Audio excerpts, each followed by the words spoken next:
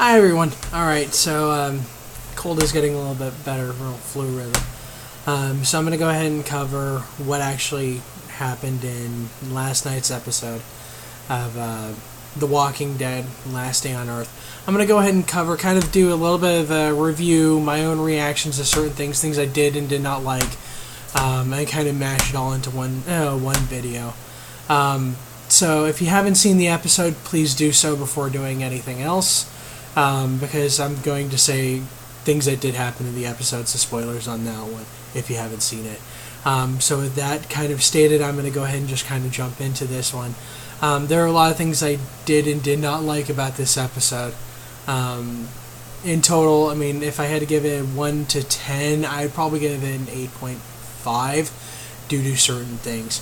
I did like quite a bit, but yeah, like I said, there's also certain things that I did not like. I'm just going to go ahead and jump into this one. Like I was thinking, because of Maggie and what was going on with her, and the issue going on with the baby, they actually were going to be heading for the hilltop, and to try to see the doctor that's there. The interesting thing that about this the intro area of it, as being after Morgan, was that Carl locked Enid in the closet, which I think that was kind of unfair for him to do, but I can understand why. He didn't want her to possibly get into harm's way, which I can actually see that, especially everything going on with the Saviors. The trouble with that is if nobody knows, or if she doesn't get herself out, there's a potentiality for something bad along those lines. I see this biting him in his ass a little bit later during season 7, because you didn't get to see what happens at the end, and I'll cover that in a minute. Sorry. So, the next thing I'm going to go ahead and cover is kind of the trip. I mean, I'm going to cover this in just different segments. The trip, really, that happened with them going in the RV, trying to hit the hilltop, and having to go various different routes, and Rick kind of making a threat in a way of, hey, do you want this to be your last day on Earth? And then Stephen Ogg's character kind of replying, hey, remember, do you want this to be your last day as well? This could also be one of the last day for one of your guys as well. And that kind of playing off in the entire thing, and them going different routes on this RV, constantly being blocked off, kind of being pushed to a certain direction,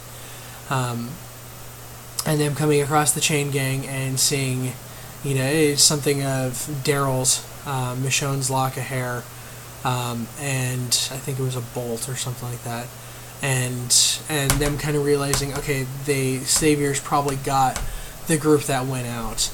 Them kind of realizing it at that point in time, and Rick kind of trying to deal with the fact that Michonne is captured.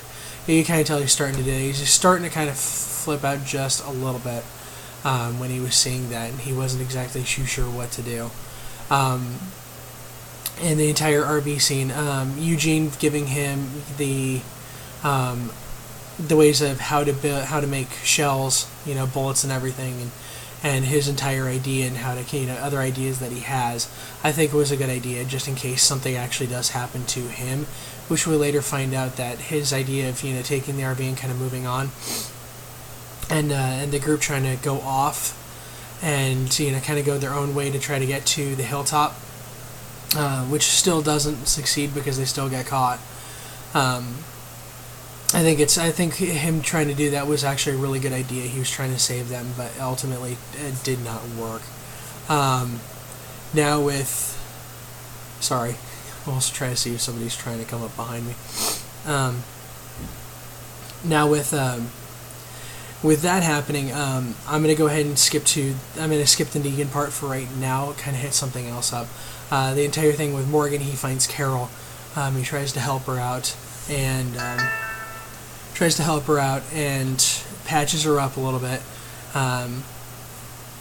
He then deals with the zombie that's hanging by rope and inside a tower.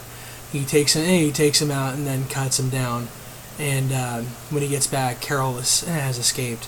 Well, he goes off to try to find her. I mean, at the very beginning, he found a horse that we kind of figure out is from the person the last episode saying that he was trying to find his horse, who was covered in body armor.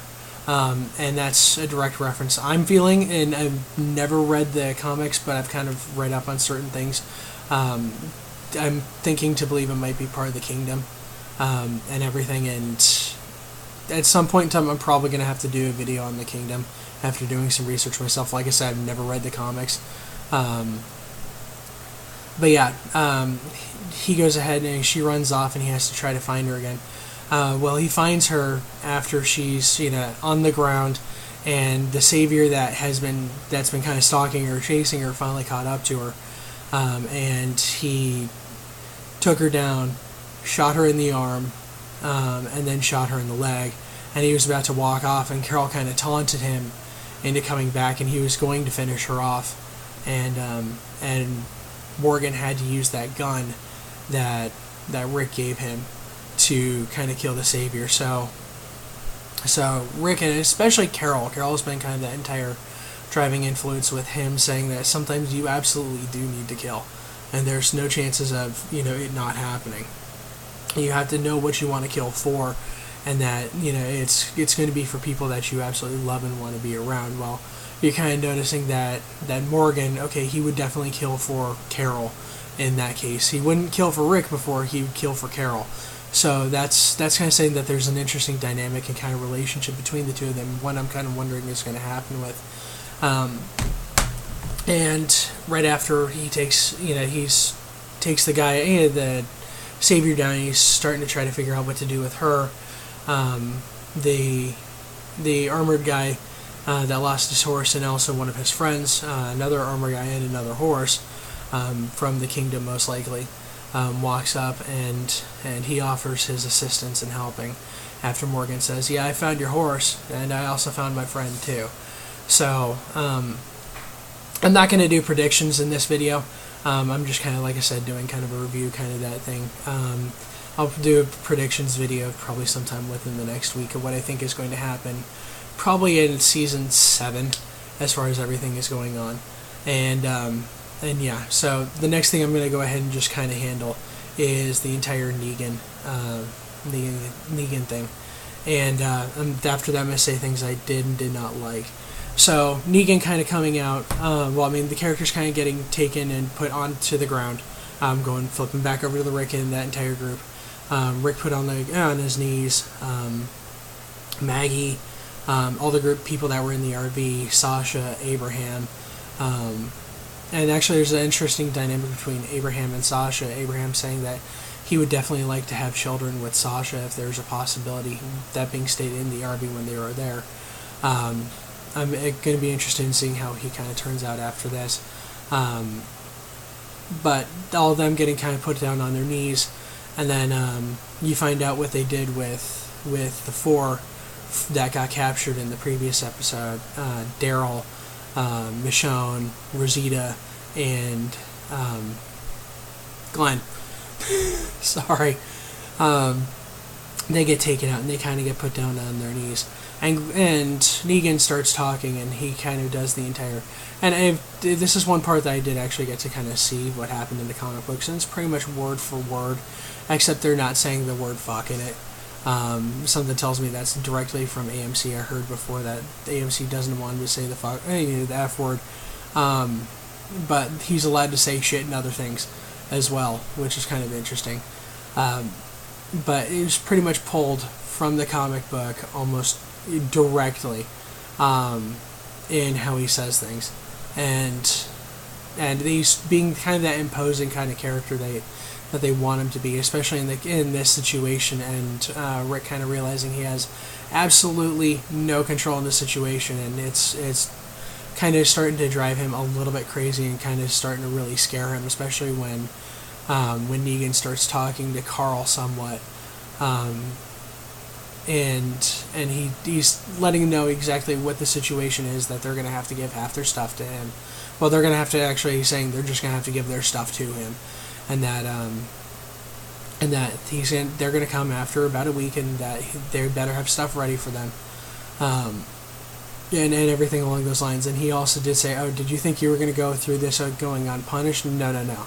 You're going to have somebody die." And then he starts doing eeny, meeny, miny, mo, and you kind of see the faces of the people, and then it kind of skips around a little bit to where he says, "You are it." And you don't see who is it. You're in that first person's perspective of if you were the actual character looking up, and then he kind of brings the bat down on top of the character. You see this blood kind of trickling down. Noise is starting to fade out. And the one thing directly kind of referenced is Negan saying he's taking this tougher than I thought he would. Directly relating that this is going to be a male character that is going to die. It's not going to be a female. And I'll do predictions on who I think that is as well, once again in the predictions video. Now, things that I did and did not like. I did not like the fact that they spent so much time for the characters going from spot to spot to spot and kind of doing this entire thing of, well, the saviors are here, the saviors are here, here's a chain gang, the saviors are here, big ass wall of wood now being lit on fire.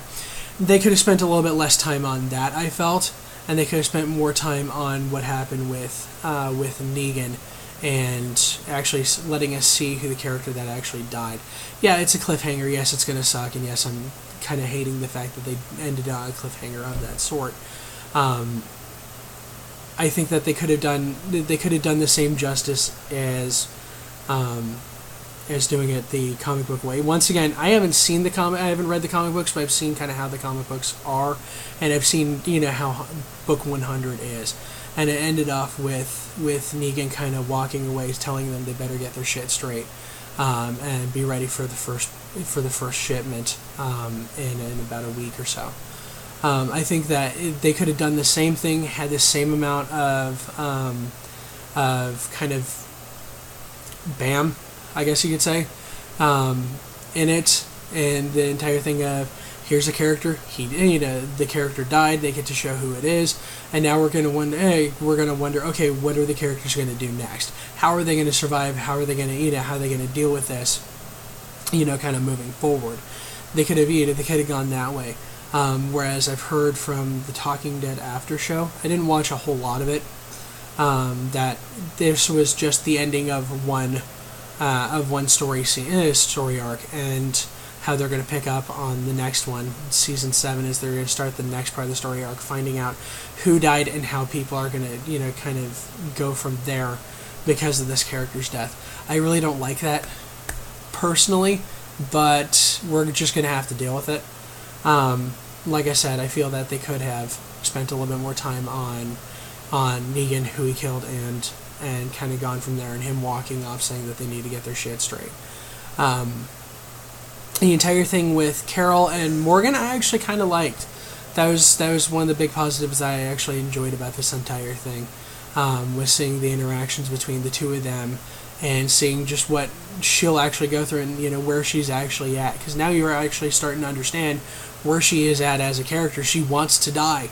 She doesn't want to live anymore, because that means that she's flawed. That means that she's kind of messed in the head, because she's killed these people, and she's probably starting to. She didn't have any remorse for when she does it, and she's going to continue to kill because she can, and not because she can, but because she has to, in essence, and she doesn't want to do that anymore. Whereas Morgan's trying to keep her going, trying to tell her that things will be fine, that the people there need her just as much as she needs them back in Alexandria. So this is going to be kind of interesting, seeing the dynamic kind of go out, and this is actually the one thing that I really did like about it. I did like the fact of having that feeling of no matter where the group goes in the RV, there's always going to be something or someone there. Like I said, they could have cut that a little bit shorter though, and not done as much on it.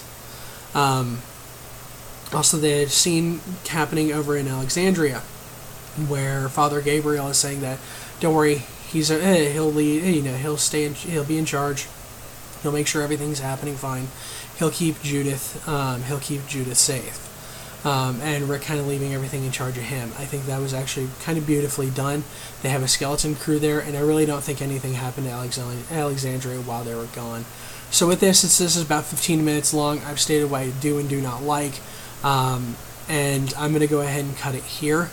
Like I said, I'll do a predictions video sometime this week for what I think will happen in season 7. Possibly even do a predictions video for what I think is going to happen in the first episode, though I may have to redo that as trailers come out and other things of the sort. So with that, I'm going to leave it here. If you enjoyed the video, please click like, please subscribe to my channel, and please leave comments or comments below on what you thought about the episode, or if you have questions, other things like that. And I'll do a Q&A when I can. I would love to get some questions so that way I can do a Q&A. So with that, thank you. You all have a great day.